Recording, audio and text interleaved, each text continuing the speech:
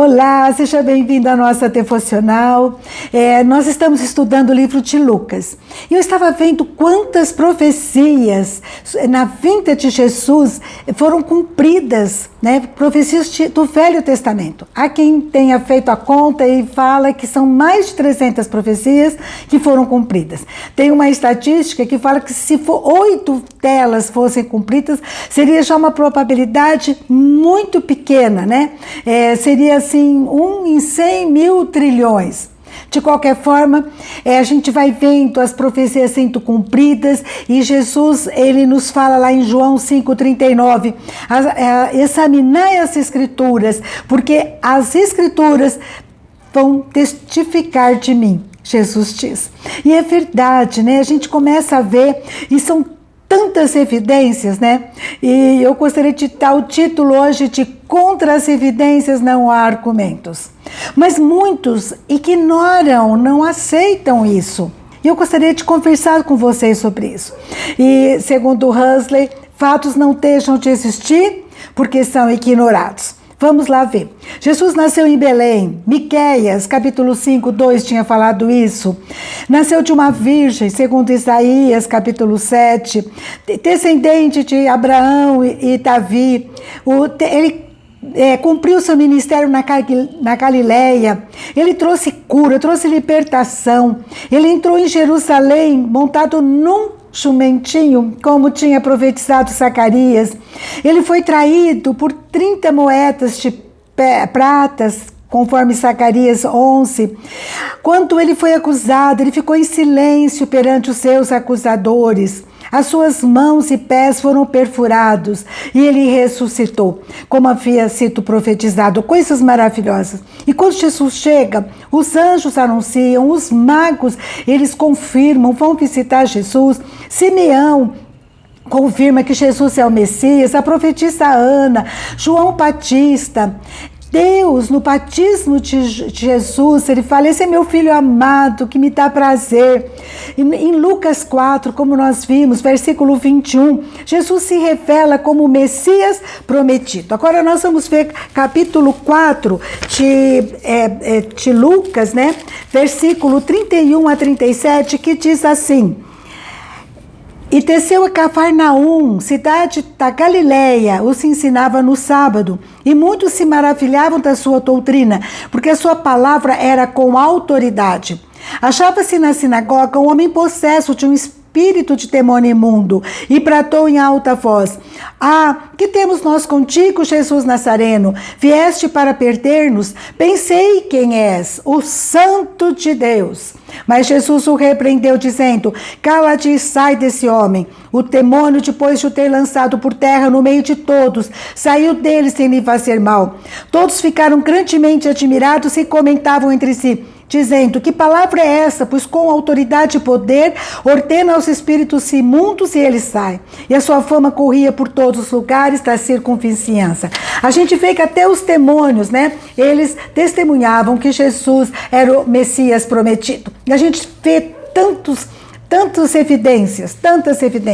São milagres, são sinais, cura de aleijados, de cegos, ressurreição de mortos, libertação de endemoniados, de pessoas presas em vícios e em coisas ruins, né? Ele até hoje faz isso, transforma nossas vidas, né? Transforma a nossa família, transforma nosso modo de pensar, nosso modo de agir.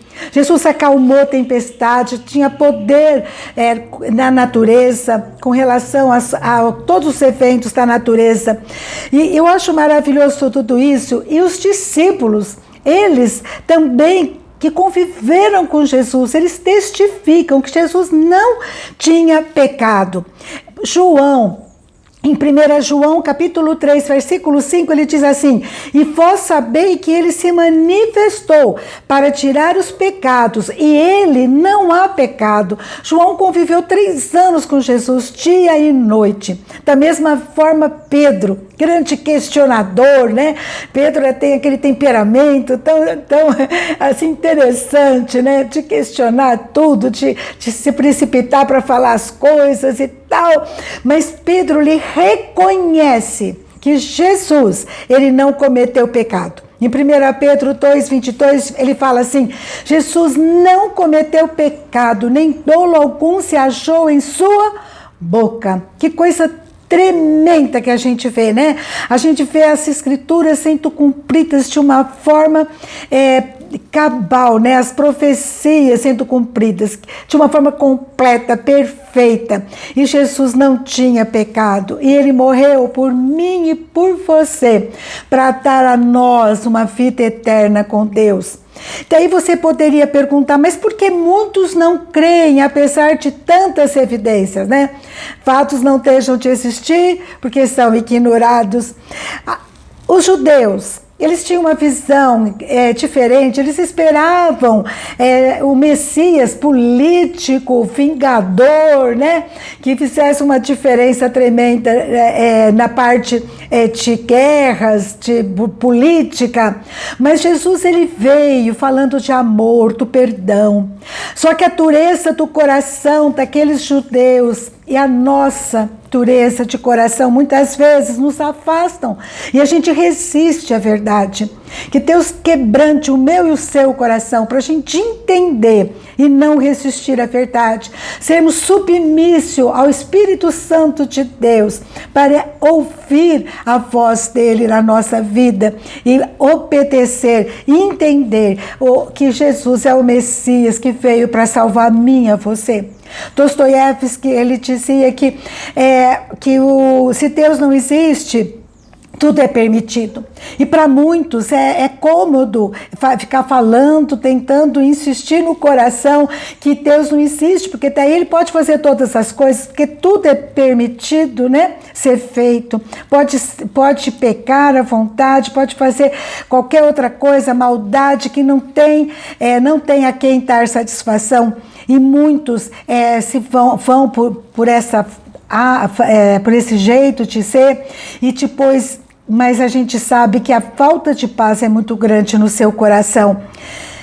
E a grande verdade é que por todos os caminhos levam a Deus, né? Todos. Porque lá em Filipenses capítulo 2, versículo 10 e 11, diz assim em Filipenses 2, 10 e 11, para que o nome de Jesus se dobre todo o joelho nos céus, na terra e debaixo da terra. E toda língua confesse que Jesus Cristo é Senhor, para a glória de Deus Pai. Se a pessoa não confessar agora, se alguém não confessar agora, vai confessar no juízo final, vai dobrar o joelho e vai entender que Jesus Cristo é o Filho do Deus vivo. E agora é importante a gente resolver isso agora, a gente entender o quanto que nós somos pecadores e o quanto que nós precisamos do perdão de Deus. Em Efésios 2, 8 a 10 diz: porque pela graça sois salvos, não é por mérito, mas é mediante a fé.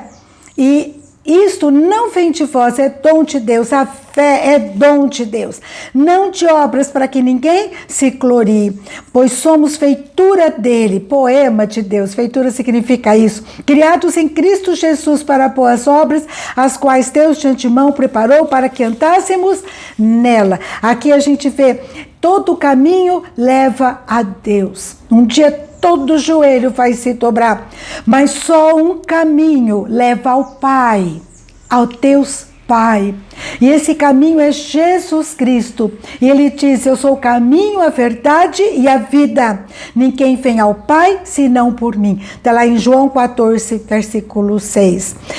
Sabe, a fé é um dom de Deus.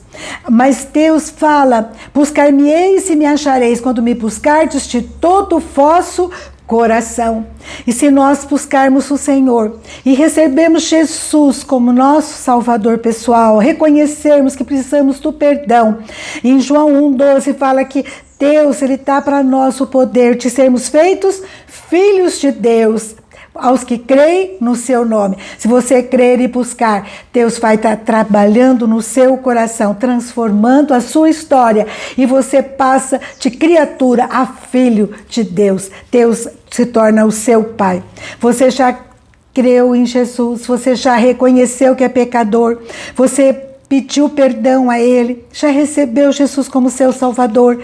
Se você fez isso, Deus é o seu Pai, então continue buscando uma intimidade com Ele, dia após dia, lendo a sua palavra, examinando as Escrituras, orando a Ele, entregando cada detalhe da sua vida a Jesus. Amém? Faça isso, vai no teu quarto, entregue. Se você já fez, faça uma renovação de aliança com Ele. Se você ainda não fez, faça hoje ainda. Amém? Pense nisso com carinho. Contra evidências não há argumentos. Jesus é o Messias prometido e nada nega isso. Pelo contrário, todas as profecias foram cumpridas e confirmam Jesus, Filho de Deus vivo. Amém? Um grande abraço para você. Fica com Deus Pai, em nome de Jesus. E até a próxima, se Deus quiser.